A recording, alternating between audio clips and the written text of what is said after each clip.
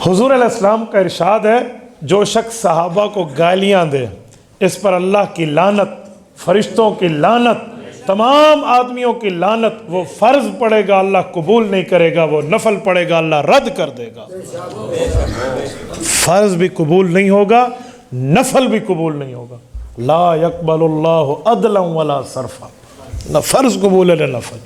اگلی حدیث، حضور پاک علیہ السلام کا ارشاد ہے اللہ نے انبیاء کے علاوہ تمام مخلوقات میں میرے صحابہ کو چھانٹا، 4 کو عزت سب سے بڑھ کے دی۔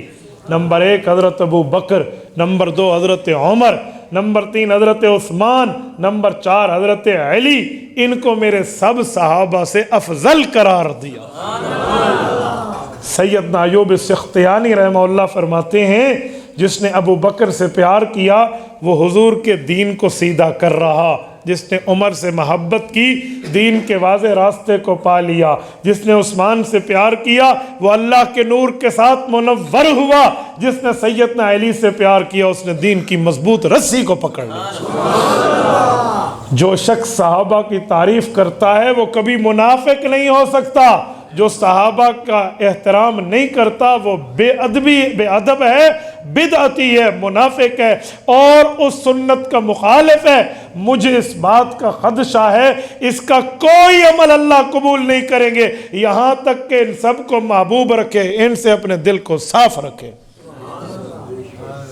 اگلا جملہ، حضور پاک علیہ السلام کا ارشاد ہے لوگو میں ابو بکر سے خوش ہوں، عمر سے خوش ہوں، عثمان، علی، طلحہ، زبیر، سعد، سعید، عبد الرحمن بن عوف، ابو عبیدہ بن جراح سے خوش ہوں، تم ان کا مرتبہ پہچانو۔ یہ عشرہ مبشرہ ہیں۔ عشرہ مبشرہ کیسے کہتے ہیں؟ عشرہ کہتے ہیں 10، مبشرہ کیسے کہتے ہیں؟ جنت کی بشارت تو سب صحابہ کو ہے، جن کو آپ صلی اللہ علیہ وسلم نے چن کر بتایا، سب کو چن کر بتایا، رائٹ، یہ جواب ہے۔ وہ 10 صحابہ جن کو ایک محفل میں اکٹھی جنت کی خوشخبری ملی، عشرہ مبشرہ، بشارت سب سے ہے، وَكُلًّا وَعَدَ اللَّهُ الْحُسْنَى، بشارت سب سے ہے، لیکن عشرہ مبشرہ وہ 10 جن کو اکٹھی ایک محفل میں خوشخبری ملی ہے، جزاکم اللہ۔ تو یہ وہ 10 صحابہ ہیں، ان کا نام لے کر حضور نے فرمایا۔ یہ 10 کون ہیں؟ ان میں 4 خلفائے راشدین ہیں، حضرت ابو بکر، عمر، عثمان، علی، اور 6 اور ہیں، سعد، سعید، طلحہ، زبیر، عبد الرحمن بن عوف، ابو عبیدہ بن جراح۔ آج ہمارے نوجوانوں کو دنیا کی کسی ملک کی کرکٹ ٹیم پہ ہاتھ رکھ دیں وہ نام سنا دیں گے، اے اللہ تلاللہ تے فلانا تے فلانا تے فلانا، سارے سنا دیں گے، اور ان سے پوچھیں جی خلفائے راشدین کتنے اور عشرہ مبشرہ، کتاب ہی لکھے پر میں پڑھ کے تو انہوں 10 تھا۔ یہ ہم دین سے دور ہے، ہنسنے کی نہیں رونے کی بات ہے۔ خدا کی قسم جس نتیجے پر آج ہم پہنچے ہوئے ہیں، حضور علیہ السلام نے ان کا نام لے کر فرمایا۔ اگلی حدیث سننا، اے لوگو اللہ نے بدر کی لڑائی میں جن صحابہ نے شرکت کی، احد میں جن نے شرکت کی، اللہ نے ان کو معافی کی سرٹیفکیٹ دے دی ہے۔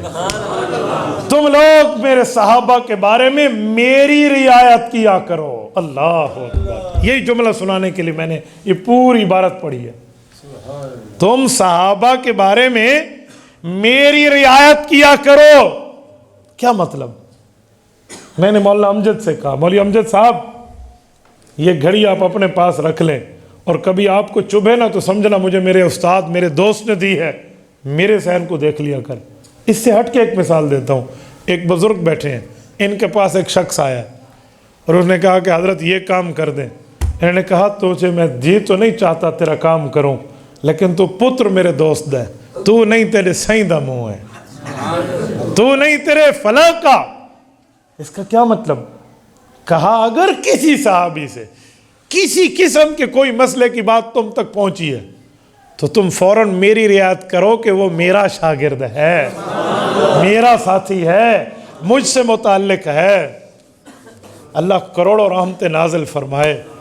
حضرت مولانا علامہ Khalid Mahmood P H D London رحمۃ اللہ علیہ کی قبر پہ ان کے پاس ایک شخص آیا، ان کو آ کر کہا کہ حضرت معاویہ اور حضرت علی کی آپس میں جنگ ہوئی ہے، حضرت معاویہ نے جنگ کی ہے، تم اسے کیا کہتے ہو؟ اس جنگ میں کون ٹھیک تھا؟ تو حضرت علامہ خالد محمود رحمۃ اللہ علیہ سمجھ گئے کہ اس کے دل میں بغض معاویہ موجزن ہے، اسے بغض معاویہ کی بیماری ہے، یہ مرض بغض معاویہ کا مریض ہے، یہ تو ICU میں ہونا چاہیے تھا، یہاں آ گیا۔ تو انہوں نے کہا اچھا، حضرت معاویہ پہ الزام دینے کے بعد ایک بات ذہن میں رکھ کہ اس جنگ کے بعد بھی وہ حضور کا صحابی ہے، کوئی وہ دلیل لا جس سے درجہ صحابیت زائل ہو جائے، وہ ثبوت لا جس سے درجہ صحابیت جاتا رہے، وہ لا۔